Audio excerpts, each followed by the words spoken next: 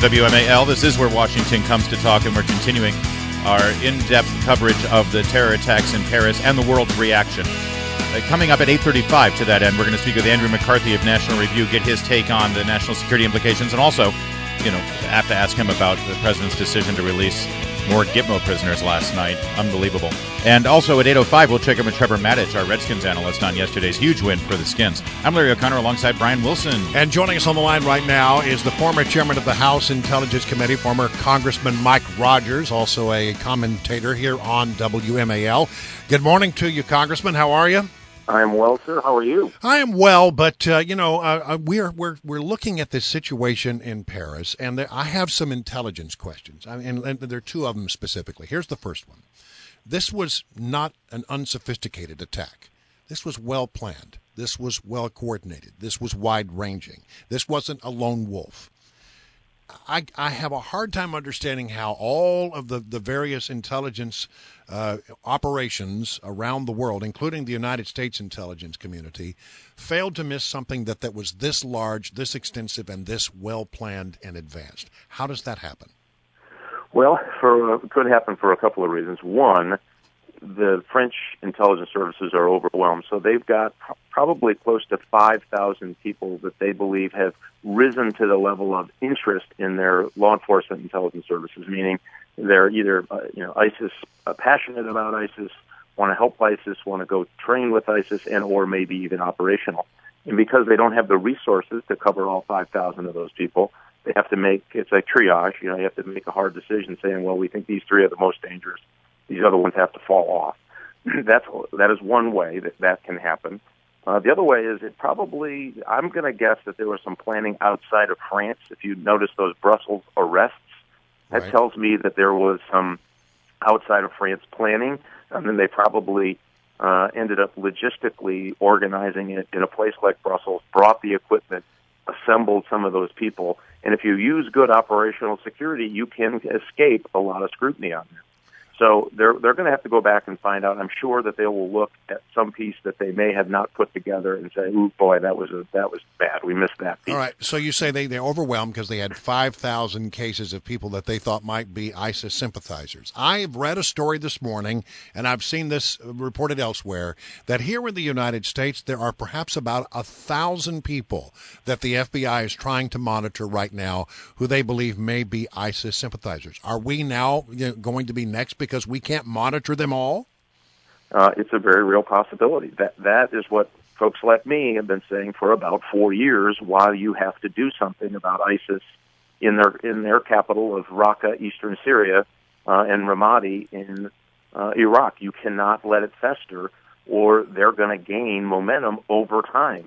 The Brits told me probably 2 years ago, Brian, listen, the water's coming over that boat too. They have lost the ability to track everybody that's threatening, or at least they believe is a threat to their security. And the numbers just keep growing. It can't be done, which is another reason on the refugee issue, we need to be very cautious. You can't vet those people in a way you think you can. And if you add more trouble to your already burgeoning pot of people you're worried about, something bad is bound to happen. Our guest is Representative Mike Rogers, who up until a year ago was the chairman of the Intelligence Committee in the House. And, so much focus right now on the Syrian refugees. We know that some of these suspects and some of these terrorists were, in fact, refugees from Syria that passed through Greece and made their way into Paris and and then executed this crime. The Obama administration is suggesting that they're going to go forward with their plan to bring in 10,000 Syrian refugees. Is there a way, as chairman of the House Intelligence Committee, you would know, is there a way for our intelligence agencies to properly screen these people and know who the good guys are and who the bad guys are? No, the simple answer is no.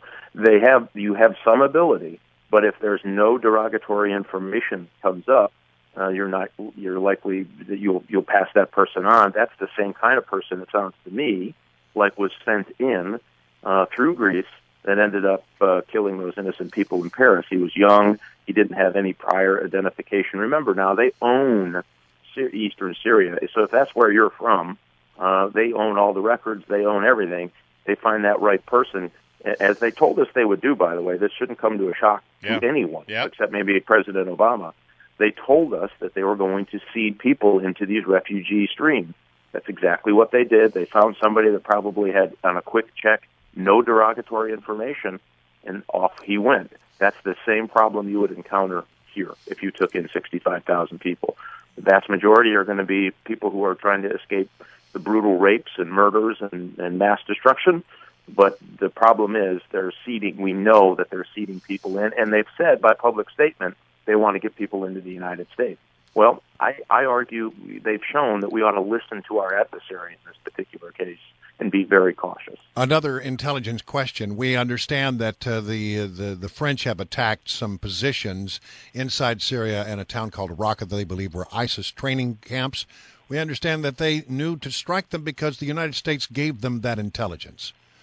Why hadn't we hit? Hang on. Why didn't we hit them? And number two, we apparently went after some oil trucks so that ISIS could not move oil around the country and have money. Why had we not taken them out before now? Yeah, these are all great questions. As a matter of fact, about 75% of all the sorties, of all the bombing runs that went out, they came back with their munitions on board. They didn't drop them. So part of that was a lack of clarity on intelligence, meaning targeting. Part of it was we had a very complicated, the Obama administration put in a very complicated targeting package, meaning who gets to approve it and who doesn't. And by the time they get to their place, the things have changed and it doesn't work. Mm-hmm. So candidly, it's a combination of absolutely no strategy and just being, try to do this by press release. Oh, we killed the jihadi John. Oh, we did 1,000 bombing runs.